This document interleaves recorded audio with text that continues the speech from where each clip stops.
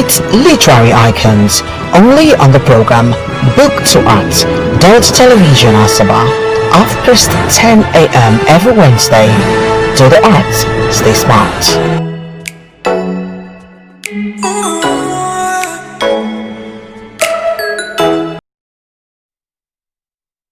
And welcome to the program Book2Art on Delta Television. As you know, it's all about literary works, it's all about our authors, and we'll try as much as possible to eulogize them right here on the program. For some you know, of course, and some you do not know. Oftentimes it's always about icons, but this on the program will celebrate the icons and even the upcoming. Stay with us as we take on our very first moment. Our spot here is the profile, and our guest today is no other than a reputable journalist, one with many sides. Is no other than Comrade Fidelis Egugbo. We'll take on this profile. He joins us later on Literary Works. To stay with us.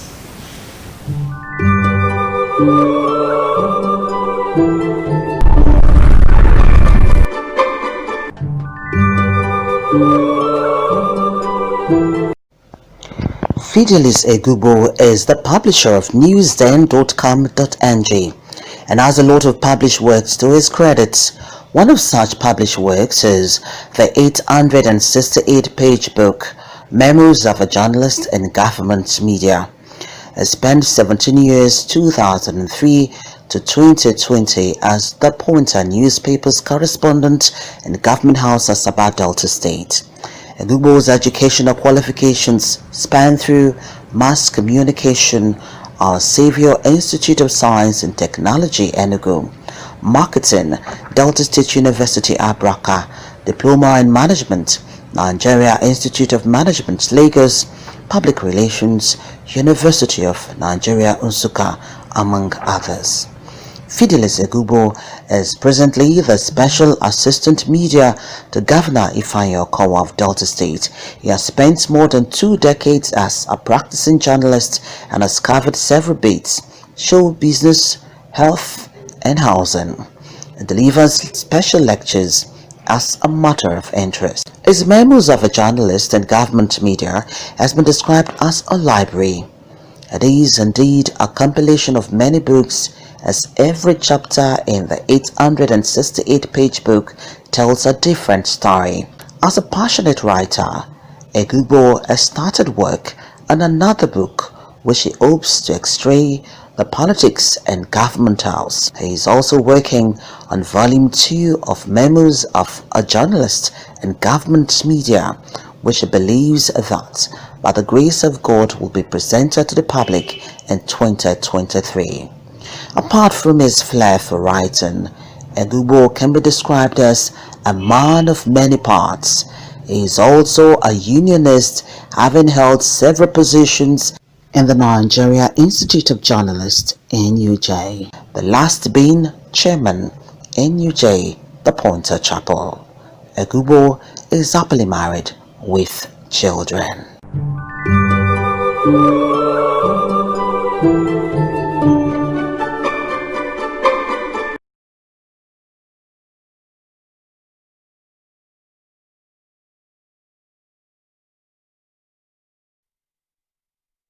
An interesting profile of our guest on the program today, Book2Art. Yes, you know him, Comrade Fidelis Egugbo, quiet yet docile, and of course very, very intelligent. He articulates before obliging submission all the time, and above all, he is also very interested in Christian matters. Of course, we talked about his book that will be coming up shortly, The Experience, the Brothers on the Journey to Israel. Meantime, we will join him. He will join us shortly as we take on his book. Let me just give you a tip of the iceberg. We'll be back shortly to take on Literary Works. So he joins us on Literary Works in a moment, to join us in a moment.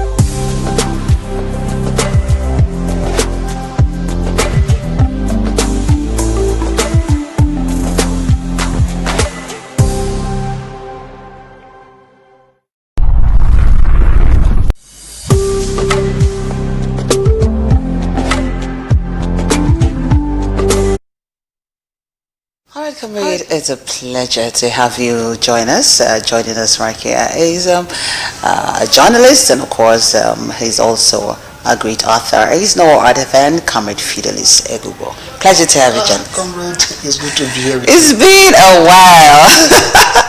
It was all about politics, but now, thank God, we're back here, and we'll continue to do politics. You know, it's a part of our beat as journalists. But the most important thing is we're doing it, well and just. But today is all about you and your book. You're actually here because you are a very good author. And now we are looking at this book, Memoirs of a Journalist in Government Media.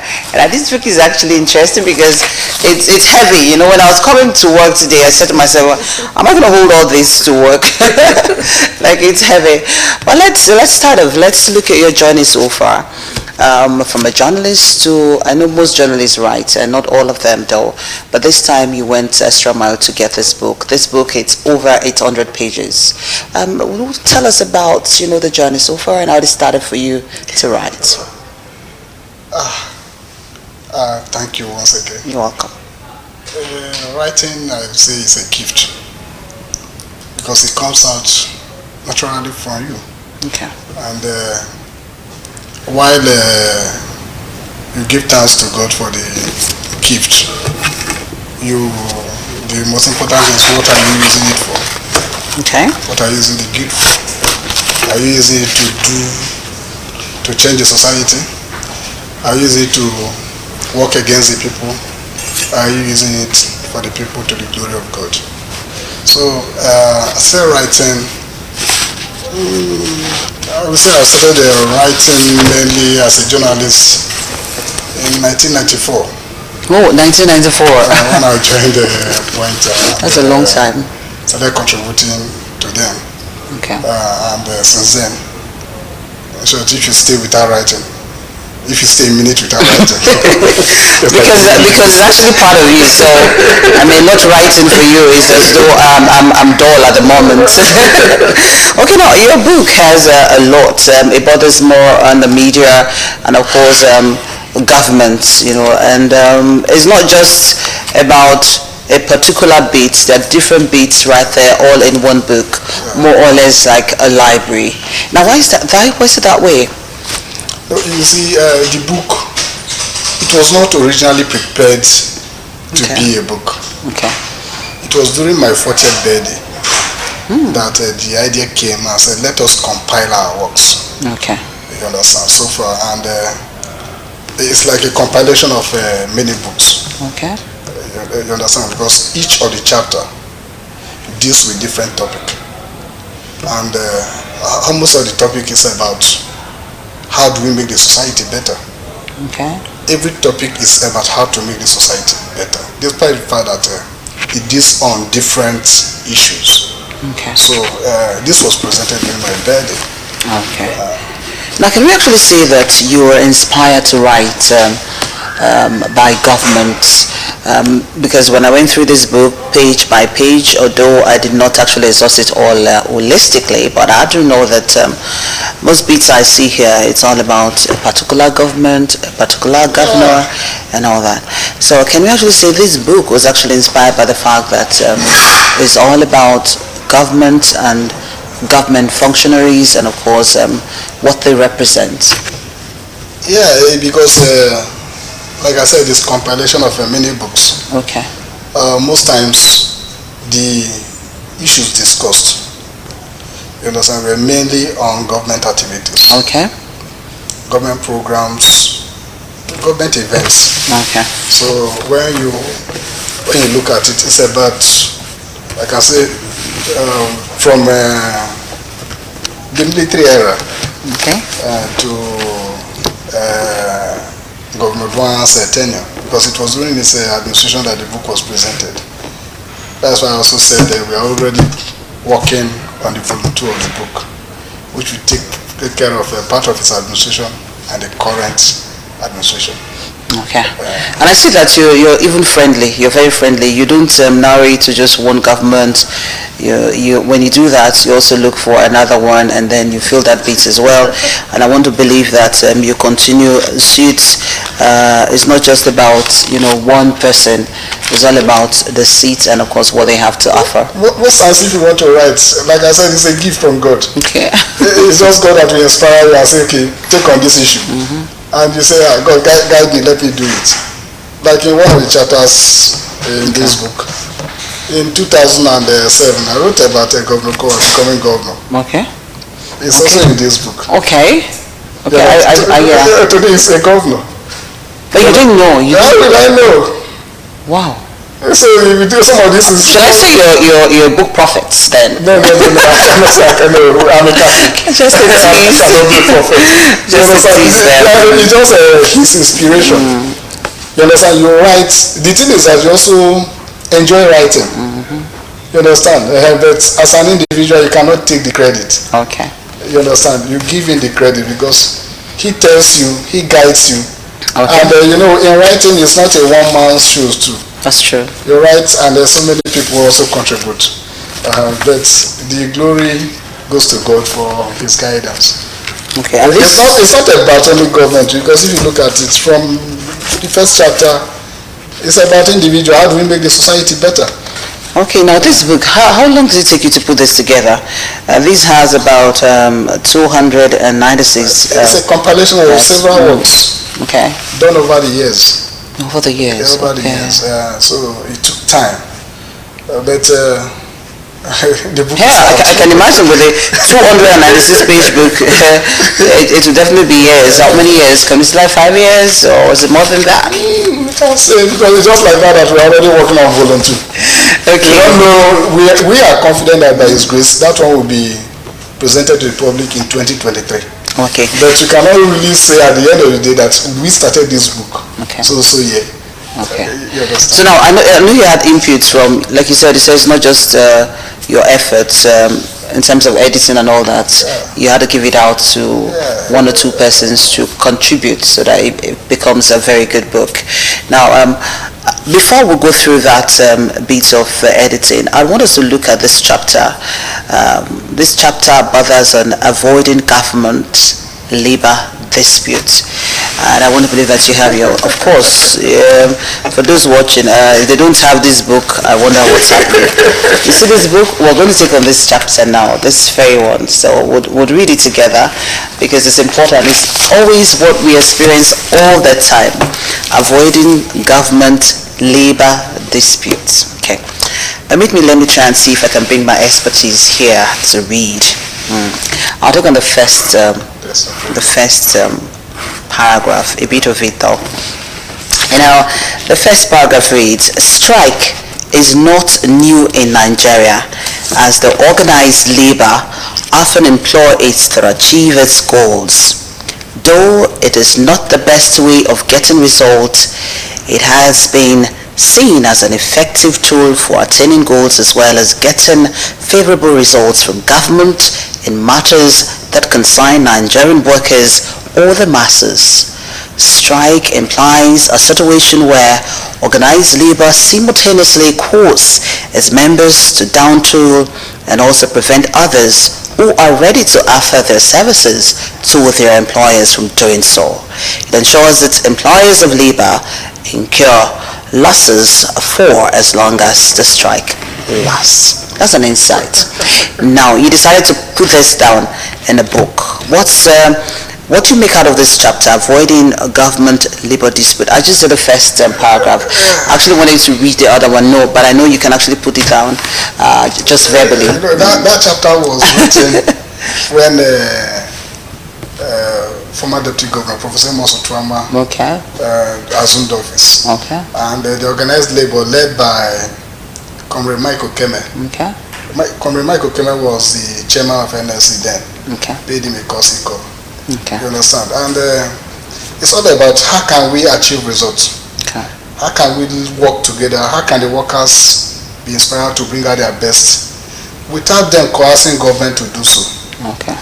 You understand? Because strike action, it may make the government or the employer of labor Okay. to do what you want. But again, it will also bring about losses. Okay. Just like last time, as we are talking now, the NLC and the TUC, they are still looking at how they can make the federal government to reduce the price of fuel. Okay. But what is the effect? How will it impact on the economy if they decide to go on strike? That's true. As we are talking now, ASU is on strike, and nobody knows when they will come back. Okay. You understand? Children are at home indefinitely. Some have forgotten where their books are. Okay. You understand? But is the strike action justified? Of course, yes. They can't be working for you without you giving them the enabling environment. Okay. You understand? Okay. And how much are you budgeting for them? Like the increase in the fuel price. Look at the economy today.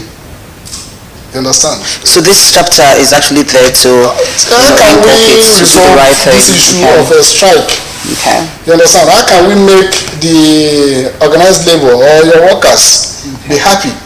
How do you encourage them to bring out their best? Okay. So are we looking out for more? Because Book2Art is the fastest minutes on television rather. It's always very quick. Before you know it, we're like doing our goodbyes. Anyway, don't worry, you're going to fly with me again because I have there are some chapters here I want us to look at. Okay, but this is where we're going to rest it. But before we rest it, I want to feed your thoughts on your next book. You are thinking of one, which is The Experience. There's another one. There's a volume 2 of this one. And so what are we looking at? What are we expecting? The Experience is more of a religious book. Okay. It's going to inspire a lot of persons. Okay. It's about a pilgrimage. Okay. I've been fortunate to visit Israel and Rome within this administration. Okay. And it's also about how government, why it is necessary to continue to sponsor pilgrims on such visits. Okay. Okay. So I want to write. In fact, I know I write though, but I haven't actually put whatever I have in the book form. But let's assume I'm a stranger, and I love what you're doing. Like others who actually love the fact that you're an author, some want to be one. So what's the very first thing they should take cognizance of? Just put your ideas on paper. As it comes, put them down. Okay. As it comes, put them down. Then if you know the topic you are going to write on, it as if you are prepared, you can write, I would say, based on just intuition, that this idea just comes. And then you write, okay. You can also prepare, I'm going to write on DBS. Okay. Whoa, that's a good one. I also have to carry out some research. Okay.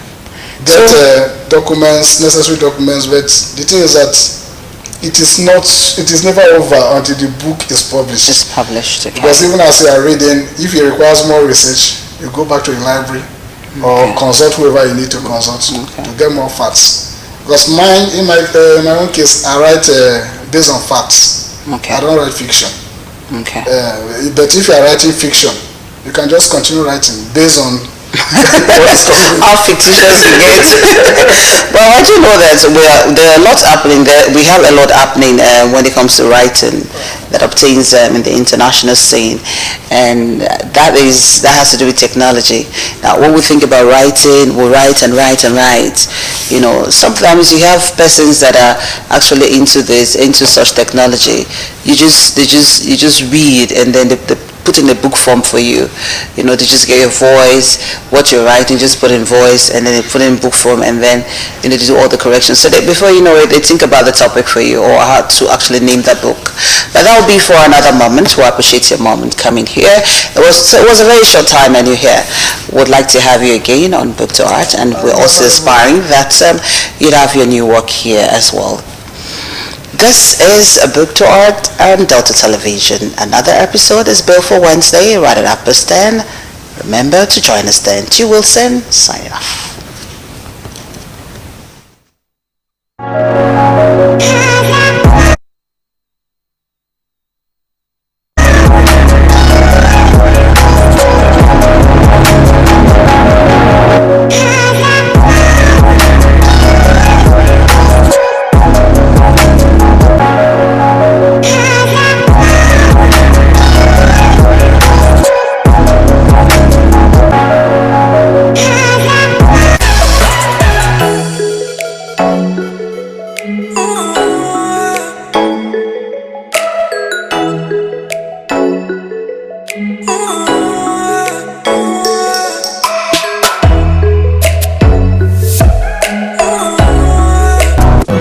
Meet literary icons only on the program Book2Art, Television Asaba, 10 a.m. every Wednesday.